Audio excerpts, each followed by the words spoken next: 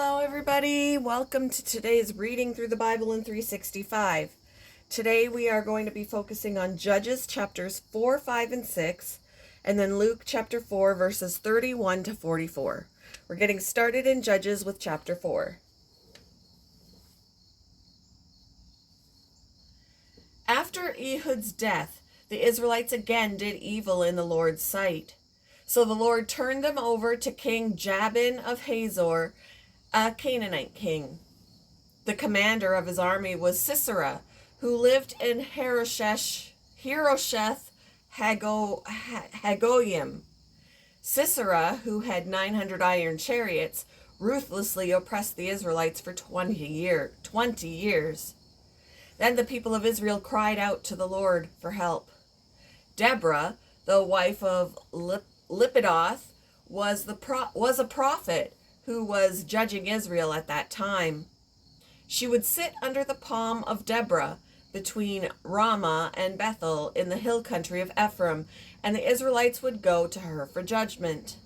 One day she sent for Barak, son of Abinoam, who lived in Kadesh in the land of Naphtali. She said to him, "This is what the Lord, the God of Israel, commands you.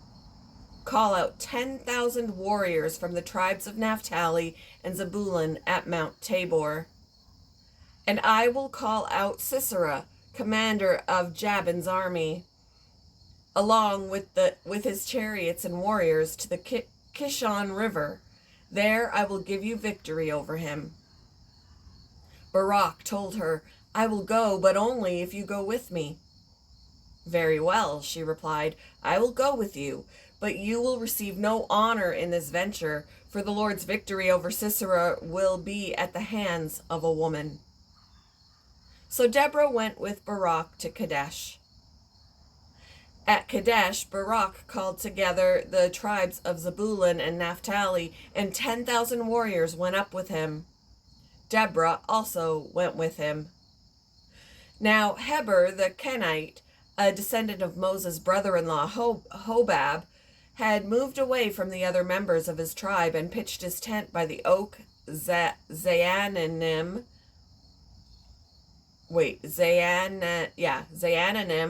near Kadesh. When Sisera was told that Barak, son of Abinoam, had gone up to Mount Tabor, he called for all 900 of his iron chariots and all of his warriors, and they marched from Harosheth Hagoyim to the Kishon River. Then Deborah said to Barak, "Get ready. This is the day the Lord will give you victory over Sisera, for the Lord is marching ahead of you." So Barak led his 10,000 warriors down the slopes of Mount Tabor into battle. When Barak attacked, the Lord threw Sisera and all his chariots and warriors into a panic. Sisera leaped down from his chariot and escaped on foot. Then Barak chased the chariots and the enemy army all the way to Harosheth Hagoyim, killing all of Sisera's warriors. Not a single one was left alive. Meanwhile, Sisera ran to the tent of Jael, the wife of Heber the Kenite, because Heber's family was on friendly terms with King Jabin of Hazor. Jael went to meet Sisera and said to him, "Come into my tent, sir. Come in. Don't be afraid." So he went into her tent, and she covered him with a blanket. "Please give me some water," he said. "I'm thirsty." So she gave him some milk from a leather bag and covered him again. "Stand at the door of the tent," he told her. "If anybody comes and asks you if there is anyone here, say no." But when Sisera fell asleep from exhaustion, Jael quietly crept up to him with a hammer and tent peg in her hand. Then she drove the tent peg through his temple and into the ground, and so he died. When Barak came looking for Sisera, Jael went out to meet him. She said, "Come, and I will show you the man you are looking for." So he followed her into the tent and found Sisera lying there dead, with the tent peg through his temple. So on that day, Israel saw God defeat Jabin, the Canaanite king. And from that time on, Israel became stronger and stronger against King Jabin until they finally destroyed him. Chapter 5. On that day, Deborah and Barak, son of Abinoam, sang this song. Israel's leaders took charge, and the people gladly followed. Praise the Lord. Listen, you kings. Pay attention, you mighty rulers. For I will sing to the Lord. I will make music to the Lord, the God of Israel. Lord, when you set out from Seir and marched across the fields of Edom, the earth trembled, and the cloudy skies poured down rain. The mountains quaked in the presence of the Lord, the God of Mount Sinai, in the presence of the Lord, the God of Israel. In the days of Shamgar, son of Anath, and in the days of Jael, people avoided the main roads, and travelers stayed on winding pathways. There were few people left in the villages of Israel until Deborah arose as a mother for Israel. When Israel chose new gods, war erupted at the city gates. Yet not a shield or spear could be seen among 40,000 warriors in Israel. My heart is with the commanders of Israel, with those who volunteered for war. Praise the Lord. Consider this, you who ride on fine donkeys, you who sit on fancy saddle blankets, and you who walk along the road. Listen to the village musicians gathered at the watering holes. They recount the righteous victories of the Lord and the victories of his villagers in Israel. Then the people of the Lord marched down to the city gates. Wake up, Deborah, wake up! Wake up, and sing a song. Arise, Barak, lead your captives away, son of Abinoam. Down from Tabor marched the few against the nobles. The people of the Lord marched down against mighty warriors. They came down from Ephraim, a land that once belonged to the Amalekites. They followed you, Benjamin, with your troops. From Machir the commanders marched down. From Zebulun came those who carry a commander's staff. The princes of Issachar were with Deborah and Barak. They followed Barak rushing into the valley, but in the tribe of Reuben there was great indecision. Why did you sit at home among the sheepfolds to hear the shepherds whistle for their flocks? Yes, in the tribe of Reuben there was great indecision. Gilead remained east of the Jordan, and why did Dan stay home? Asher sat unmoved at the seashore, remaining in his harbors, but Zebulun risked his life, as did Naphtali on the heights of the battlefield. The kings of Canaan came and fought at Taanach near Megiddo's springs, but they carried off no silver treasures. The stars fought from heaven. The stars in their orbits fought against Sisera. The Kishon River swept them away, that ancient torrent, the Kishon. March on with courage, my soul. Then the horses' hooves hammered the ground, the galloping of Sisera's mighty steeds. Let the people of Meroz be cursed, said the angel of the Lord. Let them be utterly cursed, because they did not come to help the Lord against the mighty warriors. Most blessed among women is Jael, the wife of Heber the Kenite. May she be blessed above all women who live in tents. Sisera asked for water, and she gave him milk. In a bowl fit for nobles, she brought him yogurt. Then, with her left hand she reached for a tent peg, and with her right hand for the workman's hammer. She struck Sisera with the hammer, crushing his head. With a shattering blow she pierced his temples. He sank, he fell, he lay still at her feet, and where he sank, there he died. From the window Sisera's mother looked out. Through the window she watched for his return, saying, "Why is his chariot so long in coming? Why don't we hear the sound of chariot wheels? Her wise women answer, and she repeats these words to herself. They must be dividing the captured plunder, with a woman or two for every man. There will be colorful robes for Sisera and colorful embroidered robes for me. Yes, the plunder will include colorful robes embroidered on both sides. Lord, may all your enemies die like Sisera. But may those who love you rise like the sun in all its power. Then there was peace in the land for 40 years. Chapter 6. The Israelites did evil in the Lord's sight, so the Lord handed them over to the Midianites for 7 years.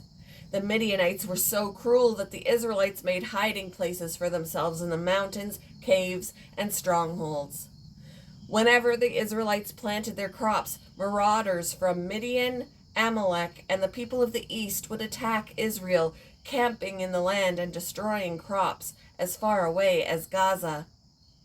They left the Israelites with nothing to eat, taking all the sheep, goats, cattle, and donkeys. These enemy hordes, coming with their livestock and tents, were as thick as locusts. They arrived on droves of camels too numerous to count, and they stayed until the land was stripped bare.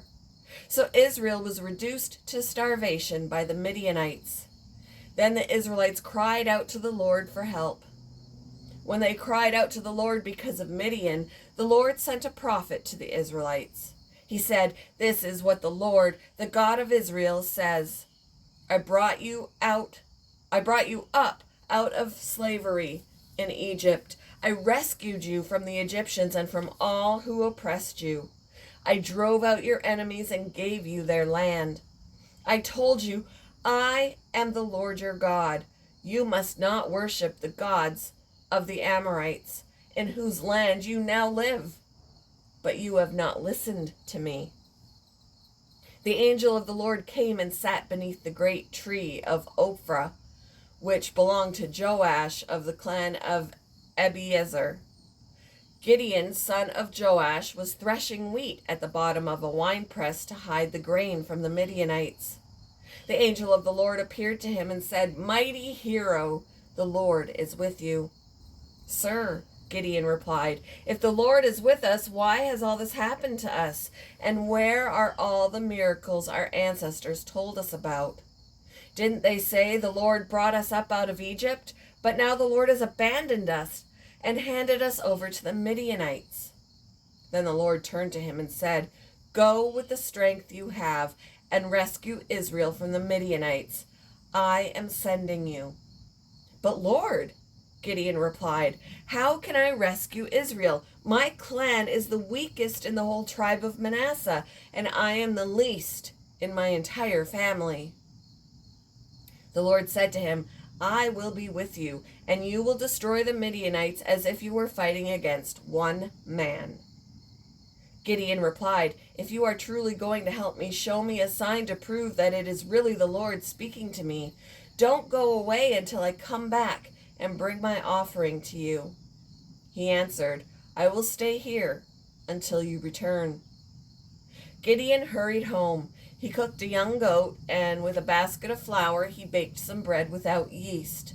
Then, carrying the meat in a basket and the broth in a pot, he brought them out and presented them to the angel who was under the great tree. The angel of God said to him, "Place the meat and the unleavened bread on this rock and pour the broth over it." And Gideon did as he was told. Then the angel of the Lord touched the meat and bread with the tip of the staff in his hand, and fire flamed up from the rock and consumed all he had brought. And the angel of the Lord disappeared. When Gideon realized that it was the angel of the Lord, he cried out, "Oh, sovereign Lord, I'm doomed. I have seen the angel of the Lord face to face." "It's all right," the Lord replied. "Do not be afraid. You will not die." And Gideon built an altar to the Lord there and named it Yahweh Shalom, which means the Lord is peace. The altar remains in Ophrah, in the land of the clan of Abiezer, to this day. That night the Lord said to Gideon, "Take the second bull from your father's herd, the one that is 7 years old. Pull down your father's altar to Baal and cut down the Asherah pole standing beside it. Then build an altar to the Lord your God here on this hilltop sanctuary, laying the stones carefully. Sacrifice the bull as a burnt offering on the altar, using as fuel the wood of the Asherah pole you cut down." So Gideon took 10 of his servants and did as the Lord had commanded, but he did it at night, because he was afraid of the other members of his father's household and the people of the town. Early the next morning, as the people of the town began to stir, someone discovered that the altar of Baal had been broken down and that the Asherah pole beside it had been cut down. In their place, a new altar had been built, and on it were the remains of the bull that had been sacrificed. The people said to each other, "Who did this?" And after asking around and making a careful search, they learned that it was Gideon, the son of Joash. "Bring out your son," the men of the town demanded of Joash. "He must die for destroying the altar of Baal and for cutting down the Asherah pole." But Joash shouted to the mob that confronted him, "Why are you defending Baal? Will you argue his case? Whoever pleads his case will be put to death by morning. If Baal truly is a god, let him defend himself and destroy the one who broke down his altar." From then on, Gideon was called Jerubbaal, which means "let Baal defend himself," because he broke down Baal's altar. Soon afterward, the armies of Midian, Amalek, and the people of the east formed an alliance against Israel and crossed the Jordan, camping in the valley of Jezreel. Then the Spirit of the Lord clothed Gideon with power. He blew a ram's horn as a call to arms, and the men of the clan of Abiezer came to him.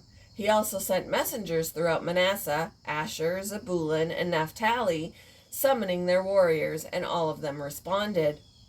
Then Gideon said to God, "If you are truly going to use me to rescue Israel as you promised, prove it to me in this way. I will put a wool fleece on the threshing floor tonight. If the fleece is wet with dew in the morning, but the ground is dry, then I will know that you are going to help me rescue Israel as you promised." And that is just what happened. When Gideon got up early the next morning, he squeezed the fleece and wrung out a whole bowlful of water. Then Gideon said to God, "Please don't be angry with me, but let me make one more request. Let me use the fleece for one more test. This time, let the fleece remain dry while the ground around it is wet with dew." So that night God did as Gideon asked. The fleece was dry in the morning, but the ground was covered with dew. Moving on to Luke chapter 4, verses 31 to 44.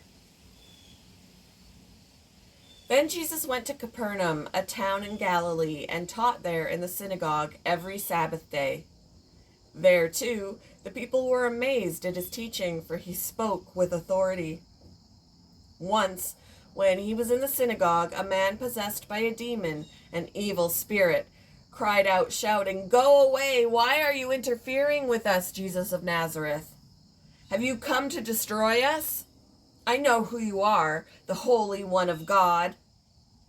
But Jesus reprimanded him. "Be quiet. Come out of the man," he ordered. At that, the demon threw the man to the floor as the crowd watched. Then it came out of him without hurting him further. Amazed, the people exclaimed, "What authority and power this man's words possess! Even evil spirits obey him, and they flee at his command." The news about Jesus spread through every village in the entire region. After leaving the synagogue that day, Jesus went to Simon's home, where he found Simon's mother-in-law very sick with a high fever. "Please heal her," everyone begged. Standing at her bedside, he rebuked the fever, and it left her. And she got up at once and prepared a meal for them. As the sun went down that evening, people throughout the village brought sick family members to Jesus. No matter what their diseases were, the touch of his hand healed everyone. Many were possessed by demons, and the demons came out at his command, shouting, "You are the Son of God!" But because they knew he was the Messiah, he rebuked them and refused to let them speak. Early the next morning, Jesus went out to an isolated place. The crowd searched everywhere for him, and when they finally found him, they begged him not to leave them. But he replied, "I must preach the good news of the kingdom of God in other towns too, because that is why I was sent." So he continued to travel around, preaching in synagogues throughout Judea.